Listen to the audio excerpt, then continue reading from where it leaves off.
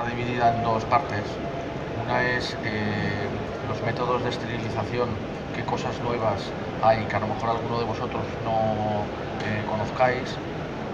Y la segunda, un tema bastante novedoso, incluso no solamente en España, sino en Estados Unidos y en los países anglosajones, porque hay mucha controversia entre qué beneficios o qué efectos secundarios puede tener la realización de castraciones a edades muy precoces, tanto en perros como en gatos. En este caso, el tema de los perros lo saltaremos deprisa porque vosotros os dedicáis solamente a los gatos. Realmente la pregunta muchos investigadores se han hecho y mucha gente especializada se ha hecho si realmente tienen efectos secundarios esterilizar animales a edades muy precoces, y si tiene efectos secundarios la propia esterilización, aunque sea en edades que se consideran más normales o tradicionales, que serían un gato a partir de los 5 meses, 6 meses. Todo el artículo deciros que esta misma charla se impartió el año pasado en un congreso de grupos de trabajo de especialidad en veterinarios. Hubo algún comentario respecto a que las charlas que se hacían en las jornadas de criadores felinos no tenían el nivel adecuado y pedían pues que fuesen charlas de más nivel. Esta charla se impartió en abril del año pasado en Zaragoza, en el Congreso de Grupos de Trabajo, en el grupo de especialidades YERPAC, que es el grupo de especialistas en reproducción y pediatría animal. Entonces lo que he hecho es adaptarla un poquito para que fundamentalmente veáis el tema de los gatos, pero es la misma. La charla está basada en este artículo que Reitzler publicó en el año 2009, donde hace una revisión de todos los riesgos y beneficios de la castración precoz, de todos los artículos que se habían publicado hasta la fecha. Realmente es un tema muy controvertido, depende mucho de la edad, de la especie, del sexo, y depende, se han evaluado a lo largo de muchos años los riesgos y beneficios, sobre todo sobre estos 5 puntos del sistema del tracto urogenital, sistema ortopédico, sistema inmunomediado, desarrollo de tumores y si tiene alguna acción sobre el comportamiento. Los métodos de esterilización son varios, puede ser químico-quirúrgico, el químico es reversible, el quirúrgico no es reversible. Dentro de los quirúrgicos tenemos los que tienen una eliminación total de las hormonas y los que no eliminan totalmente las hormonas. Hablamos de ovarectomía, de ovaristerectomía, discutimos si esa ovarectomía o ovaristerectomía se puede hacer por laparoscopia, se puede hacer por los flancos, se puede hacer por línea alba. Comentar que por los flancos, por los laterales, es el método antiguo que se realizaba en el Reino Unido, por una tradición o extrapolación de médicos que hacían un trabajo mixto en clínicas cuyas prácticas tanto hacían grandes animales como pequeños animales. Tradicionalmente, pues a una vaca una cesárea o operaciones del rumen se hacen por los flancos. Lógicamente, un animal que pesa 600, 700, 800 kilos, si abres el abdomen por línea alba vas a tener un gran problema, porque todo el peso de sus vísceras va a producir probablemente una ventración y va a tener problemas. Entonces los accesos en esos animales son laterales por los flancos. Eso se extrapoló, y en los gatos y en perras también, pero sobre todo en gatos, estos veterinarios de práctica mixta tradicionalmente hacían la ovarectomía o ovaristerectomía por los flancos, y eso en este momento hay quien lo tiene como algo novedoso, ¿no? Es decir, lo guay y lo moderno es hacerlo por los flancos y lo antiguo es hacerlo por línea alba, cuando es al contrario. Ya hoy en día, ya desde hace unos cuantos años, los estudiantes que cursan la licenciatura, la graduación de veterinaria en el Royal Veterinary College de Londres, les enseñan, y de hecho allí ya practican, la esterilización por línea alba. Ya no se hace prácticamente por los flancos, aunque hay todavía gente que lo hace, pero se asumen más riesgos, hay más dolor y no tiene más sentido. lo que os he comentado, es preferible hacerlo por línea alba, y si se dispone de la laparoscopia, pues bueno, requiere de un equipamiento, se hace por una mínima incisión, lo único es que es más costoso económicamente porque el aparataje que se necesita para hacer esa castración por la laparoscopia es bastante costoso, es bastante elevado.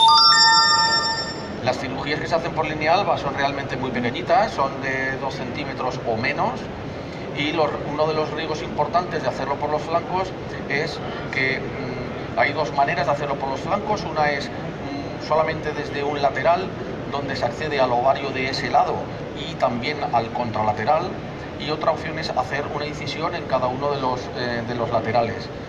Se produce más dolor haciendo las dos incisiones.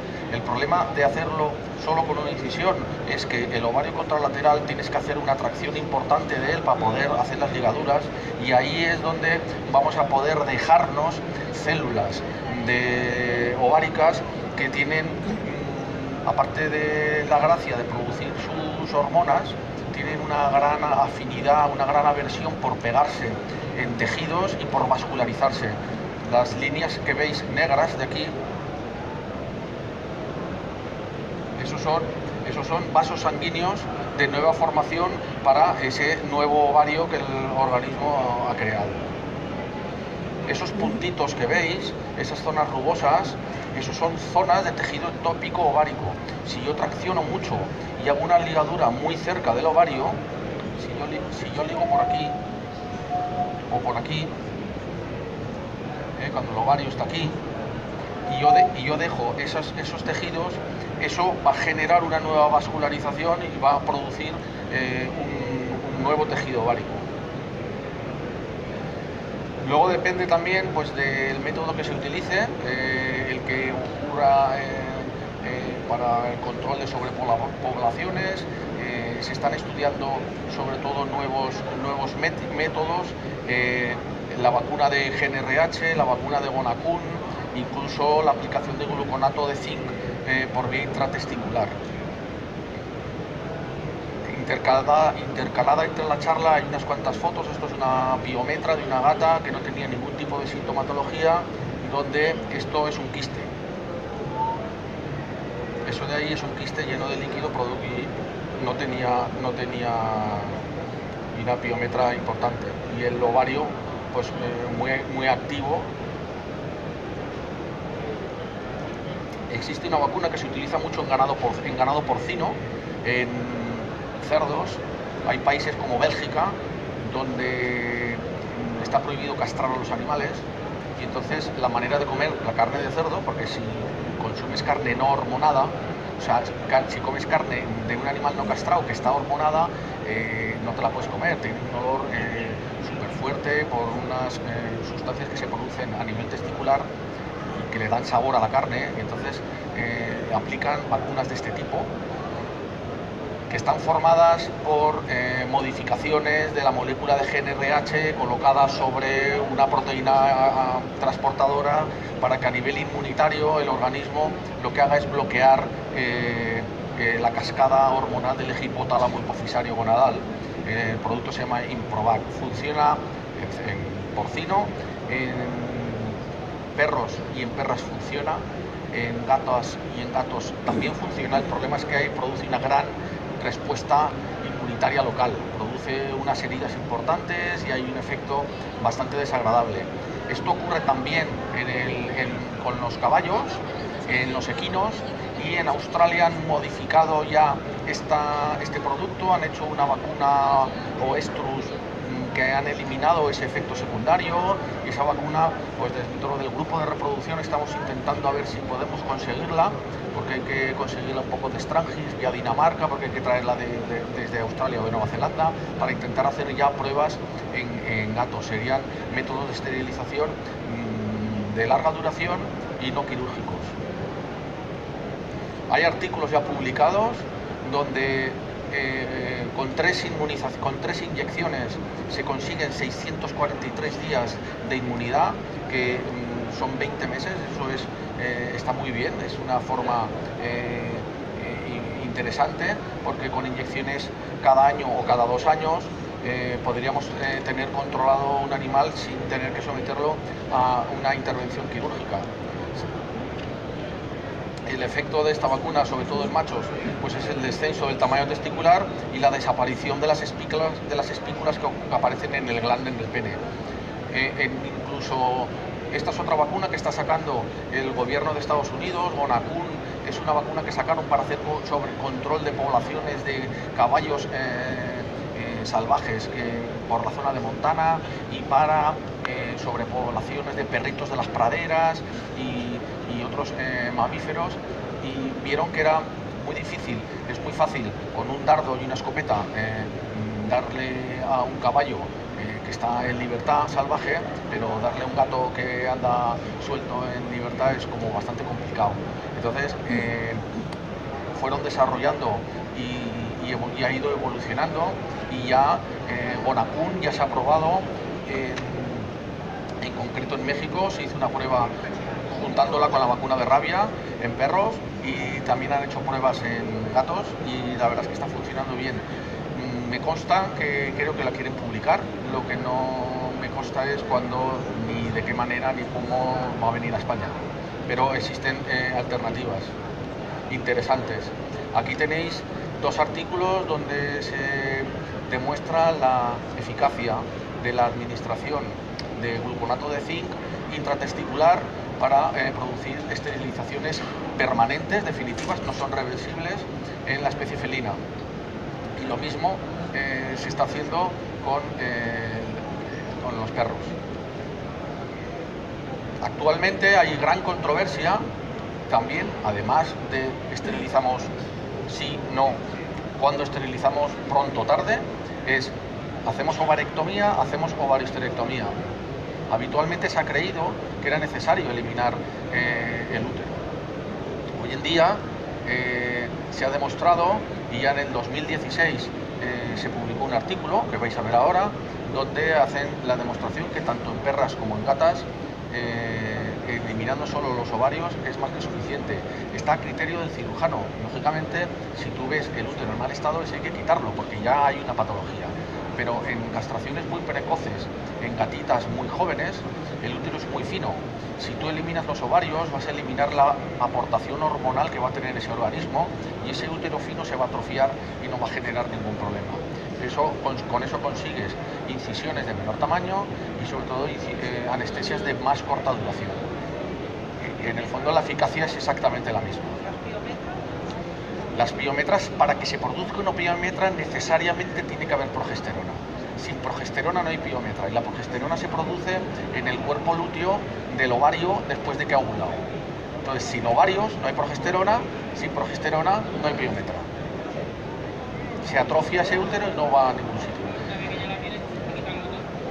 Entonces, la esterilización previene la hiperplasia vaginal, trastornos uterinos, quistes. En Suecia hicieron un estudio donde solamente el 7% de las perras de Suecia están esterilizadas, sin embargo, a los 10 años solo el 25% desarrollaron piometra. Hay una corriente ahora, sobre todo a nivel de los países escandinavos, a favor de la no esterilización. Y en Estados Unidos y en Norteamérica también. Y va en contra de las sociedades protectoras de animales, que lo que quieren es controlar la sobrepoblación. Y bueno, luego lo vais a ver. Este es el artículo que os he comentado, donde queda demostrado desde el año 2006 que la ovarectomía solamente es un método de elección, y que en principio, si el útero está bien, no tiene por qué generar ningún problema. Otra cosa es que externamente, por otras causas, tú le administras hormonas a ese animal. Entonces sí que puedes activar y desarrollar el útero, si no, no. Otro quiste a nivel en la parte inferior del ovario.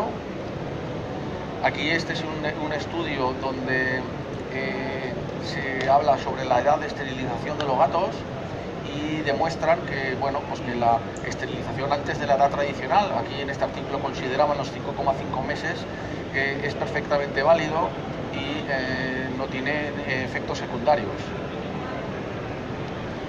Otro tema importante es el efecto de la esterilización sobre los tumores de mama. Tanto en perros como en gatos se ha demostrado hasta la fecha que tenía un efecto preventivo.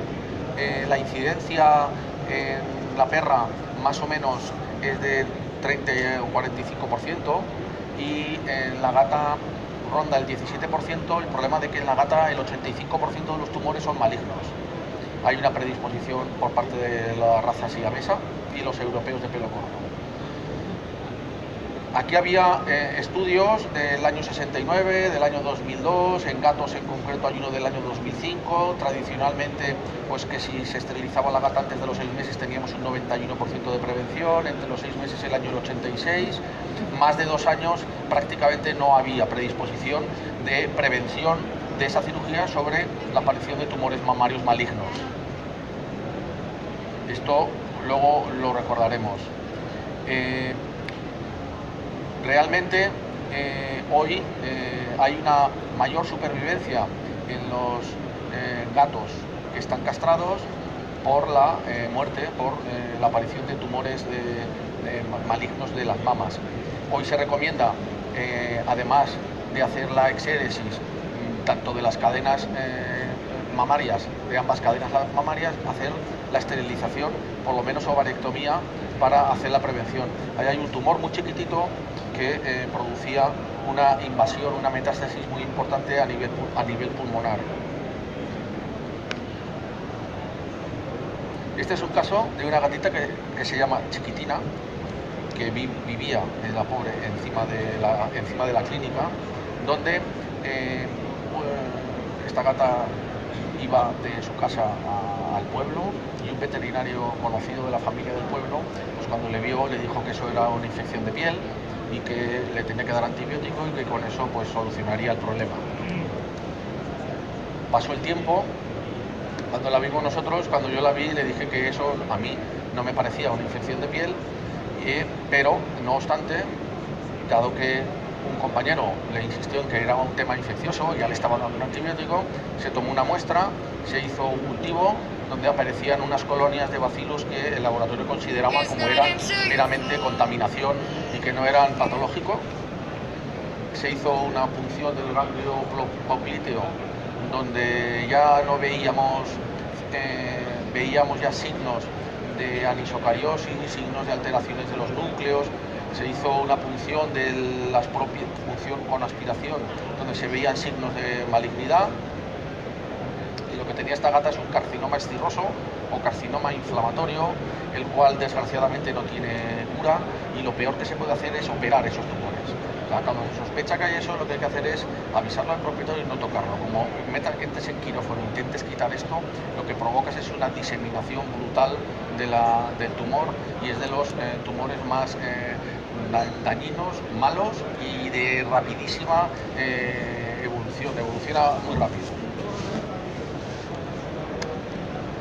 Esto ya son unas diapositivas sobre tumores de leiomiomas de útero, etcétera, etcétera, que en los gatos no tiene mucho sentido porque casi no se dan.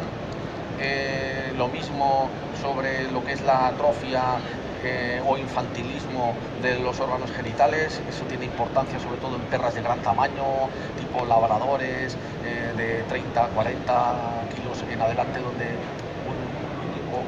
algún bulldog también, un infantilismo sí que puede producir dermatitis, porque se forman unos pliegues en la vulva, pero en el gato no vais a tener ningún problema.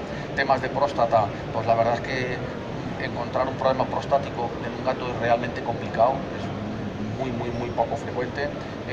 En los perros sí, ya veis, el 50% de los perros a los 5 años tienen algún grado de hipertrofia prostática benigna, tienen incluso más que en la especie humana. Cáncer de próstata, pues lo mismo, esto es rarísimo en los gatos. Los efectos de la castración pues pueden producir la eliminación de las espículas del pene de los gatos. El gato, sobre todo, el gato tiene una habilidad para muchas cosas, es una especie muy especial, valga la redundancia, y hay algunos gatos que los testículos ectópicos habitualmente están en el perro, suelen estar localizados dentro del abdomen o en la ingle o en el anillo inguinal, incluso en el perro puede estar en la zona del periné. En el gato hay algunos que, aparte de esas localizaciones, se quedan metidos dentro entre las fascias y la capa muscular del abdomen, son difíciles de ver, y en alguna ocasión pues al ir a esterilizarlo solo te encuentras un testículo en la bolsa, eliminas solo uno, el segundo no lo quitas, y la forma de averiguar si el gato está castrado, bien castrado o no bien castrado, es decir, oye, tiene algún testículo escondido por algún sitio, es ir y mirar el glande. Si el glande está liso, no hay hormonas, han desaparecido las espículas. Curiosamente desaparecen las espículas del aparato reproductor, del pene, no las de la lengua. ¿Vale? Si ahí tenemos espículas es porque hay testosterona y entonces hay que buscar el testículo por algún sitio porque está. Es la forma de detectarlo. Temas de incontinencia urinaria son importantes también en perras de tamaño medio-alto. En gatas es prácticamente no hay una relación con luego lo vais a ver, con la cistitis idiopática, y no tiene razón, eso tiene importancia en la perra. Prácticamente hay una serie de perras, está influenciado por el tamaño y no tiene más. Sí que hay bastantes estudios hechos sobre la relación de la castración y la edad de la castración sobre lo que es el FLUT, lo que era el antiguo FUS, o lo que es ahora la cistitis idiopática felina, y producía un artículo, se hizo una encuesta a veterinarios y producía una gran preocupación entre los veterinarios el tema de la castración con un futuro desarrollo de FLUT, y entonces se hicieron unos cuantos estudios o se revisaron donde se ve que la castración no afecta a la presión uretral ni afecta al diámetro de la uretra, por lo tanto no tiene un efecto sobre la aparición de la cistitis idiopática felina, salvo que se asocie esa castración con obesidad.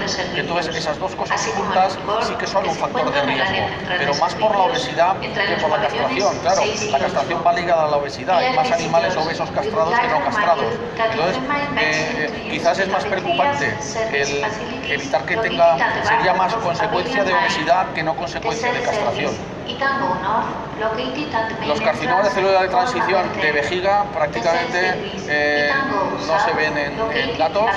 El tema del peso corporal, pues sí que es verdad que los gatos que están castrados tienen una media de 3 o 4 puntos más de peso que los no castrados.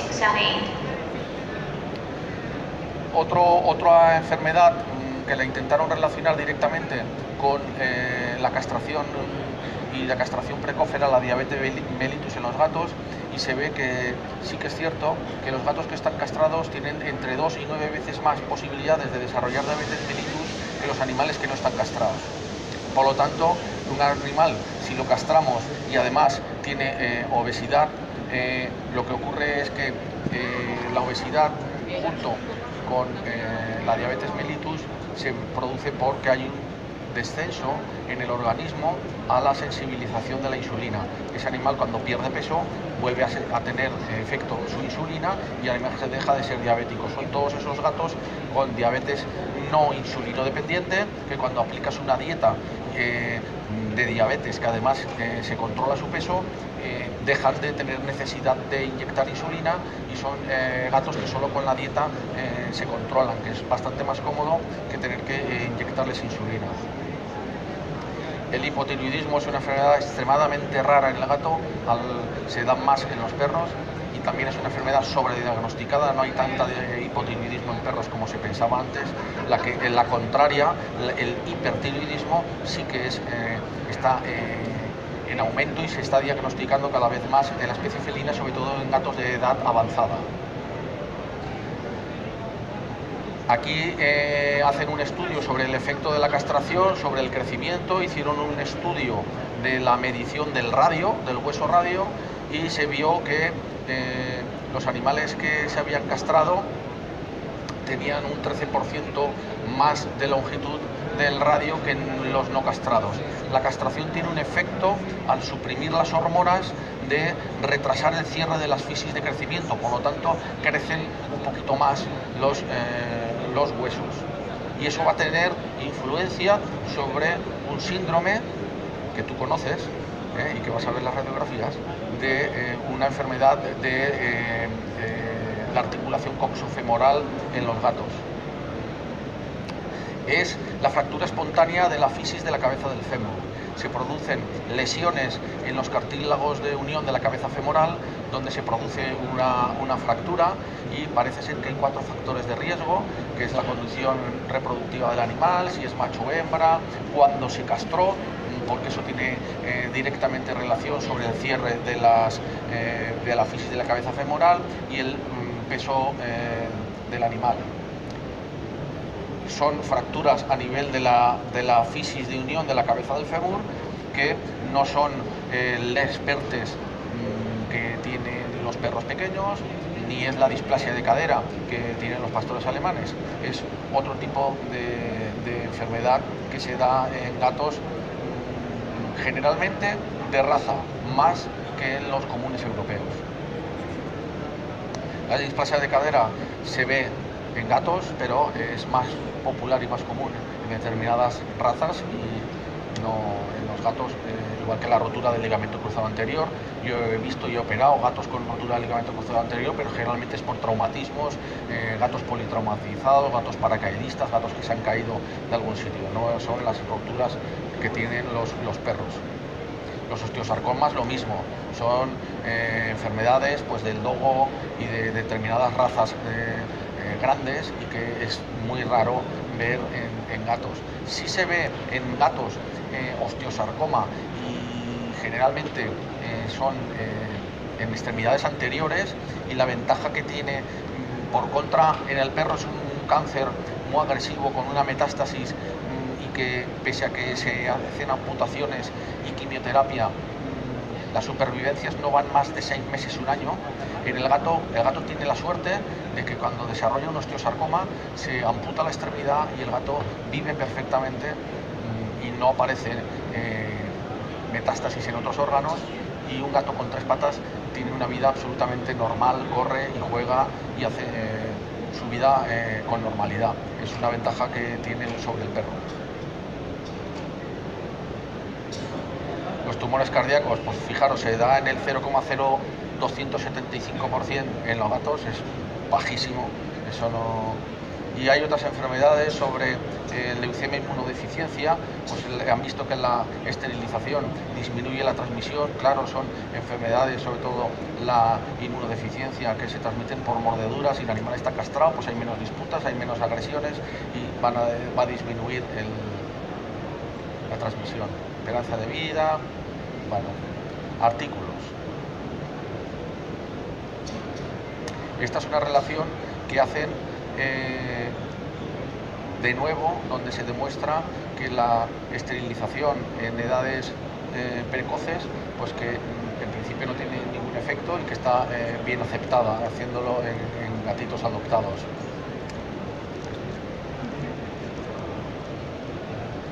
Muy bien, pues todo lo que habéis visto era basado en un artículo del 2009, donde había hecho una recopilación de todos los artículos que se habían publicado sobre efecto del aparato de los órganos vitales del organismo, el efecto que tenía la esterilización. Y en el 2012 aparece Bouvet, del Royal Veterinary College de Londres, donde hace a su vez una revisión de todos los artículos que se habían publicado hasta la fecha, y llega a la conclusión de que los riesgos de la esterilización y la prevención que esa esterilización precoz tenía sobre el desarrollo de tumores mamarios, pues no tiene ninguna validez, porque todos los estudios tenían sesgo o tenían poca cantidad de datos, y no tenían una base sólida para que esa prevención y esos datos tuvieran fiabilidad. Por lo tanto, todo lo que hablábamos antes de los tumores de mama, que si castrabas antes de los 6 meses, que si castrabas entre los 6 meses y un año, que si castrabas después de los 2 años, parece ser que no tiene ninguna validez. Todo esto que habéis visto movilizó a la sociedad de teriginologistas, son como si fuese la Asociación de Ginecólogos de Humana en el Reino Unido, y la Asociación Americana de Especialistas en Teriginología, y les obligaron tanto los estamentos oficiales como las asociaciones protectoras a que editaron un libro, un BOAR, con un posicionamiento sobre la castración de perros y gatos. Esa es la dirección web, donde podéis leer el original, que está en inglés.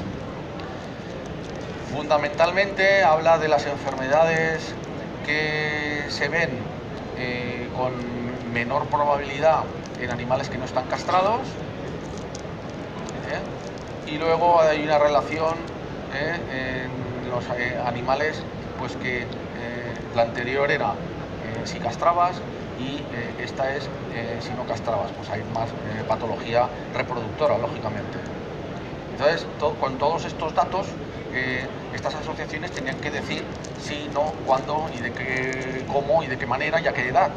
Entonces, emiten unas conclusiones que no se mojan.